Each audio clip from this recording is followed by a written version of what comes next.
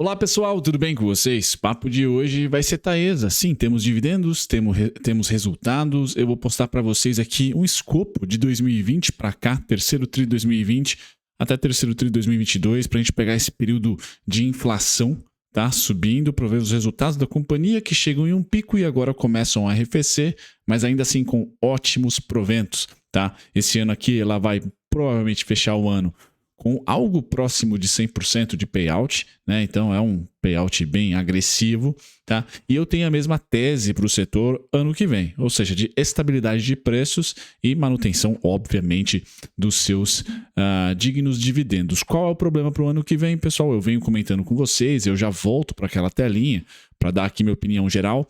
O problema é que a gente está prestes a aprovar mais uma PEC, prestes a colocar mais um gasto acima do teto.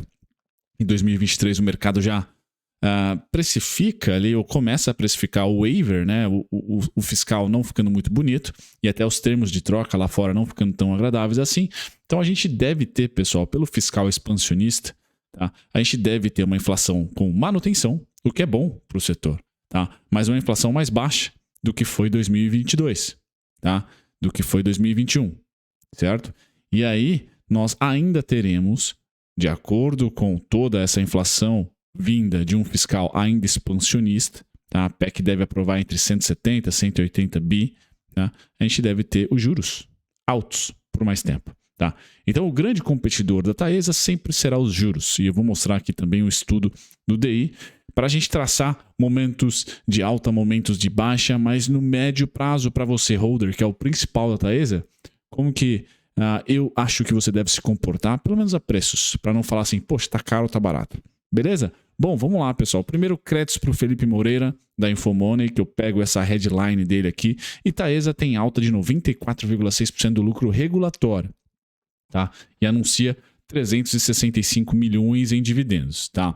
O lucro líquido foi de 302 milhões aqui, tá? E o dividendo de 365 milhões. Então, vocês percebam que, de acordo com o resultado trimestral, o payout seria acima de 100%, mas quando a gente pega no anualizado, pessoal, não está acima do 100%. Está próximo ali, como é até o histórico da Taesa, tá? Bom, lucro, pessoal, o que eu quero trazer, o que eu grifei para vocês aqui do Fundamentei. Agora é créditos para o site Fundamentei, onde eu pego essas DREs bonitinhas aqui, tá? Eu trago terceiro tri de 2020 para cá, porque começou-se a ter uma inflação subir. A inflação começou a subir a partir do final de 2020, tá? E aí acelerou de fato em 2021, pós-março ali, pós-março, abril. Pois bem, então a gente percebe que a Taesa flutua nesse período entre 550 milhões, resultados trimestrais, entre 500 e 650 milhões, 550 a 630 milhões nos seus piores resultados, e tem um pico em 829 milhões, que foi ali o quarto tri de 2020, tá? Depois o melhor resultado foi o segundo tri de 2021, tá? Mas vejam que em 2021 mesmo, tá? No quarto tri ela teve aqui 423 milhões também, um resultado bem abaixo, tá? Que a gente coloca, o mercado criticou bastante ali, né, o resultado da Taesa, mas depois ela vem para a estabilidade convencional dela. Ou seja, pessoal, o que eu espero para 2023? Que esses resultados aqui não se alterem, mas que não haja mais picos, como aconteceu em 2020, tá? Como aconteceu em 2021, tá? De resultados muito além do 550 milhões, dos 600 milhões, tá? Acredito que ela continue ali, tá? Entre 400, 500, 600 máximo, tá?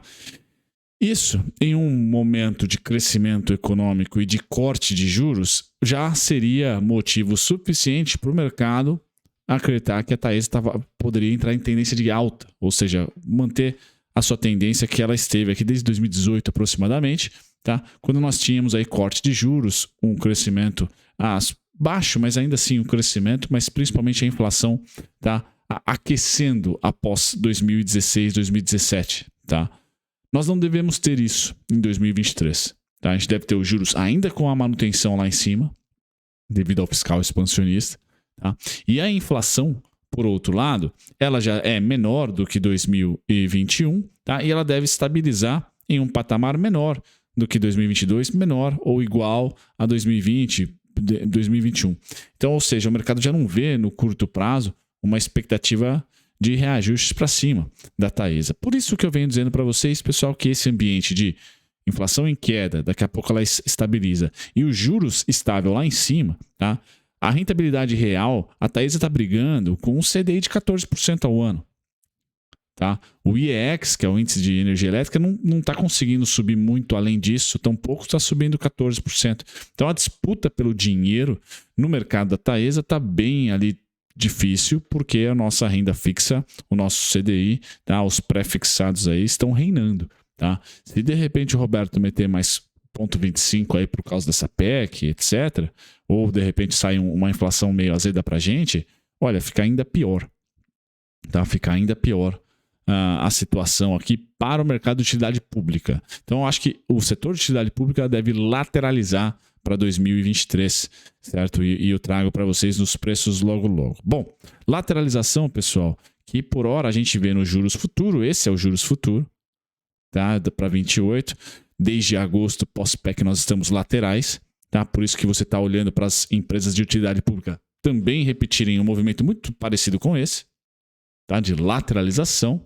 Tá? Só que como os juros aqui está lateralizando recentemente para cima, né, mais com viés para cima, você deve estar olhando para a sua elétrica com viés de lateralização, porém declinado, né, um pouquinho declinada. Natural. O que eu imagino, pessoal? O maior estresse que você pode ter na Taesa, em qualquer empresa small cap, mas também a utilidade pública, small cap um pouquinho menos, porque caíram muito mais nos últimos 2 anos, small caps que eu digo, consumo e varejo, construção civil, tá? É aqui os juros abrir até 12,76. Se esses juros abrir a 12,76, pessoal, por causa do risco fiscal, PEC, da transição, etc., sem necessariamente que a inflação suba, é o pior dos mundos. Então, no curto prazo, pessoal, a gente pode ter os juros abrindo e a inflação cedendo. Doido, né? Mas pode acontecer. Tá? Somente pelo risco fiscal do filme lá no futuro. E esse é o pior cenário para a utilidade pública, onde a gente abre os juros por causa do fiscal, tá? Que ainda pode ser aprovado. Então, mais uma PEC. A gente sabe qual é o movimento dos juros quando PECs acontecem. Tá? Aí você vai perguntar, poxa, nas outras 2 PECs, eleitoral e precatórios, por que os juros abriu pra caramba, mas por que as empresas não sofreram tanto de utilidade pública? Porque a inflação veio junto, subiu junto. Agora, pessoal, pós-ICMS aí, tá? A martelada do ICMS, nós temos os juros podendo abrir para mais uma PEC, certo? Que é o natural que os juros fazem pré-PEC, depois eles enxugam pós-PEC, tá? E os juros abrir e a inflação ceder.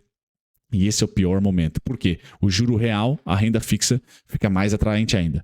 Então tomem cuidado com essa dinâmica só de curto prazo, que é porque o resultado foi ruim. Não. É porque a condição macro pode ser esquisita, pode ter um jabuti. Juros abrir e inflação cedendo. Tá? Isso é ruim para o setor, porque os reajustes vão para baixo e a dívida fica mais cara dessas empresas, porque as dívidas são atreladas à CDI. Tá? E a disputa do dinheiro para onde eu aplico é diretamente conectada com o CDI. Bom, indo agora para o papo bom, pessoal, que é dividendos, vamos às datas importantes primeiro, tá? Data importante número 1, data corte, então de 14 de novembro. Para você participar dos dividendos, que eu já vou falar os valores, você tem que estar posicionado ou se posicionar até dia 14 e acordar, tá? Dia 16, certo? Dia 16, uma segunda-feira provavelmente, tá? Acordar dia 16, posicionado. Aí, dia 16 você pode fazer o que você quiser. A partir das 10 horas, faça o que você quiser, você pode vender. Mas dia 14, você tem que dormir comprado, tem que passar o final de semana comprado ou comprada, para lá no dia 5 de dezembro receber, tá? Você da TAE 11, tá? Você da TAE 11 vai receber 96 centavos líquido. O bruto é R$ 1,06. Você da TAE 13 e TAE 4 receberá 31 centavos, o bruto é 35. Então o bruto sai do valor das ações, tanto TAE 3, 4 como TAE 11, TAE 11 R$ 1,06, TAE 3 e 4 35 centavos, tá? E o líquido 96 centavos TAE 11, 31 centavos TAE 3 e TAE 4. Tá? Indo para os gráficos, pessoal, então a Taesa continua a mesma coisa, tá? Ela pode ceder aqui até os 12,75, agora com os dividendos, ela deve ter uma pressão compradora. Mas pós-data corte, pessoal, fiquem atentos, porque além do reajuste nos preços, a gente pode ter essa dinâmica de PEC fazendo o juro subir, mas a inflação ceder. Isso é péssimo para o setor.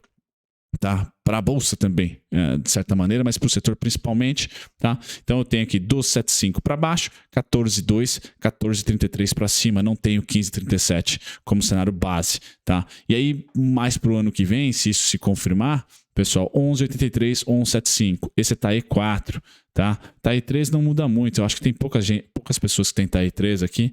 TAE 3, 12,72, 12,85, alta 13,83, 13,93 e 14,84. Para baixo, 11,77, 11,44, tá?